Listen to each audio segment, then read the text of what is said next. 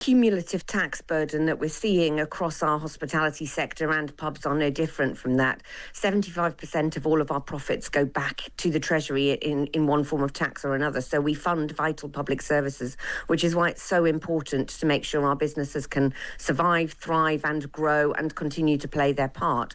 You're right to highlight those other areas. Over the last two budgets, the first budget with national insurance contributions, the second budget on business rates, you've seen a £5 billion extra tax bill hit the hospitality sector, and it's our sector that's disproportionately borne the burden of those taxes. It's why 2/3 of all jobs lost across the economy are in the hospitality sector. As we've heard from Andy Burnham, the in effect Prime Minister in waiting, he's said he's promised a tax break for pubs, which he says he'll pay for by increasing business rates on warehouses.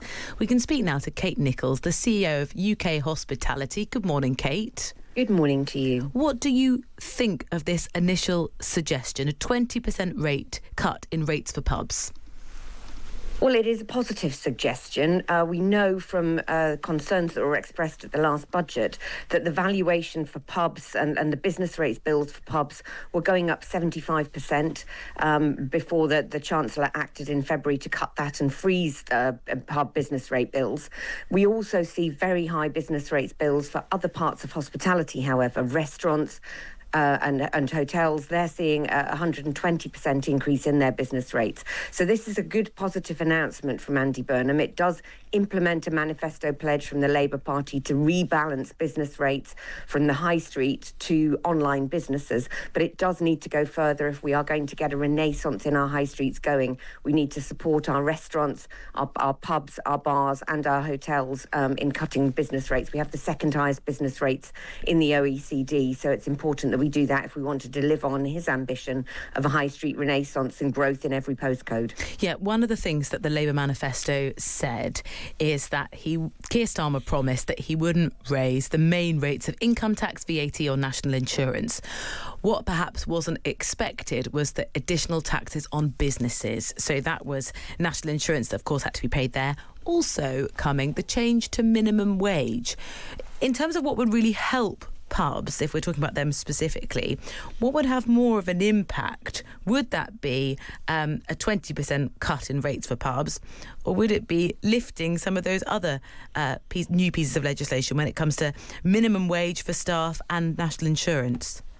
I think it's the cumulative tax burden that we're seeing across our hospitality sector, and pubs are no different from that. 75% of all of our profits go back to the Treasury in one form of tax or another. So we fund vital public services, which is why it's so important to make sure our businesses can survive, thrive and grow and continue to play their part.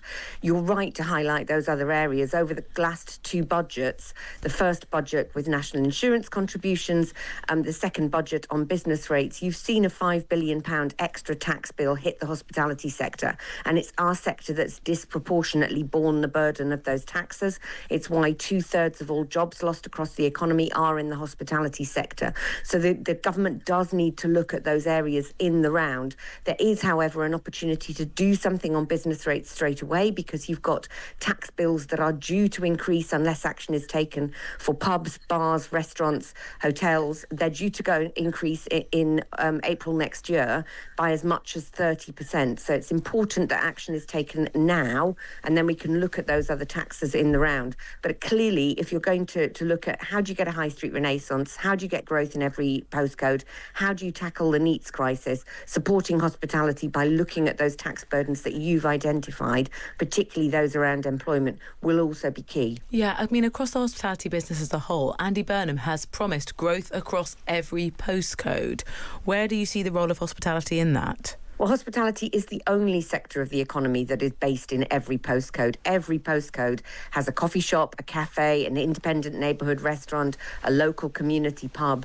So if you want growth in every postcode, you've got to back hospitality. And at the moment, unfortunately, 1/3 of those businesses are operating at or below break even, and we're seeing 4 closures a day.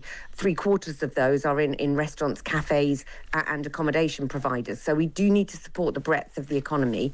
And crucially, as well, they are the only businesses that are generating good jobs in every postcode. Before the COVID crisis hit, our sector was forecast to grow at 5% year on year.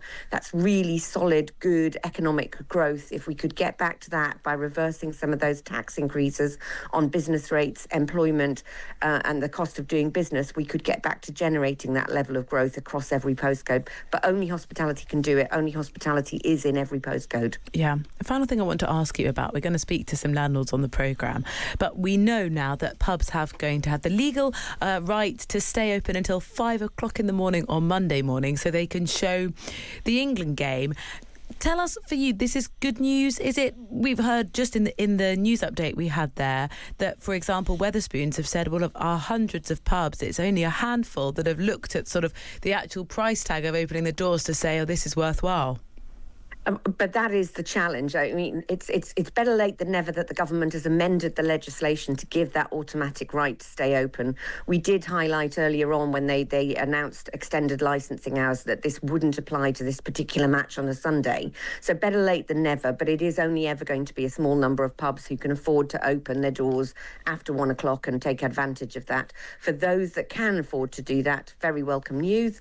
But unfortunately, it's only going to be a small proportion. But, the World Cup, we've seen 5.5 million extra pints sold during England games. We've seen an 80% uplift in sales on those match days. If you can't get across to the Americas, the next best place to watch it is in the pub. So for those small number of businesses, we look forward to welcoming people in to get the atmosphere of celebrating and hopefully cheering on the England team to success. OK, thank you very much. Kate Nicholls, the CEO of UK Hospitality. Well, let's pick up on that theme and speak to Kris Gumbrell, who's Chief Executive Chair of Brewhouse and Kitchen, which is a pub chain. Morning, Kris. Good morning. Hello. How many of your pubs will you be able to keep open for the match, Sunday to Monday? Well, we're hoping to keep about 14 open.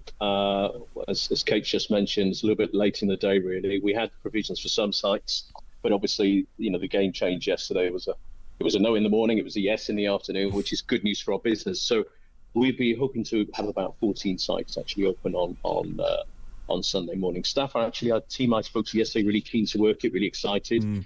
Obviously, we'll be measuring demand, we'll be encouraging people to book, we'll be encouraging also people to eat as well, which obviously helps people give them some energy to cope with the game and the excitement of the game, and we're really looking forward to it. And soaks up some of the booze as well, Kris. Let's be honest. Of course. Talk us through the decision-making process. How do you choose the 14 that you're keeping open and make the decision not to open the rest? I think it's really about understanding the demand. Some businesses are more sports focused than others, and you gauge that certainly within the build-up games where there is real strong interest and passion for it. Obviously, as well, it's about talking to the managers and the team to see how confident they are that people want to work that shift, but clearly team do want to do that. It's then about getting the balance right, understanding things like the sensitivities around neighbours to make sure that that we're not going to rock any boats locally with our neighbours, which we always try to keep good relationships with. And it's just about measuring the band, working out the viability. My team are very, very enthusiastic. My general managers are very keen to work that shift and cover it themselves to make sure that it's well supervised. We also have to think about things like security. The sites I'm in today in Southbourne and Bournemouth will be open, but we will have security and we'll be encouraging people to book. We will be very carefully controlling the premises for the game. But people are going to, but there is a huge amount of appetite for this game. Yeah, well, indeed there is.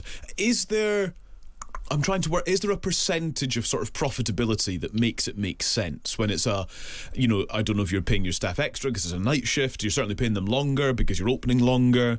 I'm trying to work out the kind of cost benefit maths that you have to do. I think it's one of those things that we're still working it through. If I'm being truthfully honest, fair. We'll be measuring booking. We'll be measuring the bookings. As I said, we've expanded from what we were planning to do originally, because obviously it was quite late in the day, and that doesn't always help with planning. But it's really working it through on a side-by-side basis. Part of this exercise is about making sure we deliver some profitability to the business, and we really have needed it. As Kate Nicholls has already mentioned this morning, we have been absolutely hammered. So we've got to try and take every single opportunity we can. But there's also a wider picture here, which pubs are very, very good at. And it is very important for our sector is to maintain that goodwill. There is an appetite for it from our guests, and there's the will to come and watch the game. And yes, it's stretching for our teams. And there is a profit element that you've got to consider seriously, but there's also a goodwill element. It's about maintaining strong relationships, working with our guests. They're keen to do it. Let's find a way of achieving that, because there is no better place other than actually being at the match than being at the pub to watch a game. And, you know, pubs thrive on local regular customers, and they want to have that experience in their pub, in the place that they feel most relaxed and most comfortable, and where they know the teams. That's the great thing about pubs. Can I ask a ridiculous question? Are children allowed in pubs when they're open overnight? The children are allowed in pubs in certain circumstances, aren't they, with their parents? Yeah, it can vary by the licenses. Pubs have varying licensing conditions, and so it'll vary. We certainly won't be allowing children in the pub at that time of night. Yeah, fair enough. They've got school the next morning, famously, of course. Absolutely. Chris, I hope it goes well for you. By the way, where are your pubs? Are they kind of all over the country? Are they They're all over places? the country. Yeah, they're all over the country, from Cardiff, my hometown. I'm a sort of sad Welshman we're not there this year, which is a bit personal disappointment. But there was Cardiff. Polling from More in Common this week, Chris, saying in Wales they're going to be watching Wimbledon, not the World Cup. So maybe you should get the tennis off. Miserable. I think we're going to be secret England watchers, but we're in Cardiff. I'm here in Southbourne in Bournemouth today, one of our largest sites. Chester, Highbury Corner in London, Chelmsford. We're all over the UK. All over the place. Good stuff. Just look us up. All right. Well, I hope it goes well for you, Chris, and gives you a boost that, as you say, is much needed in pubs and hospitality. Good to speak to you. Thank you.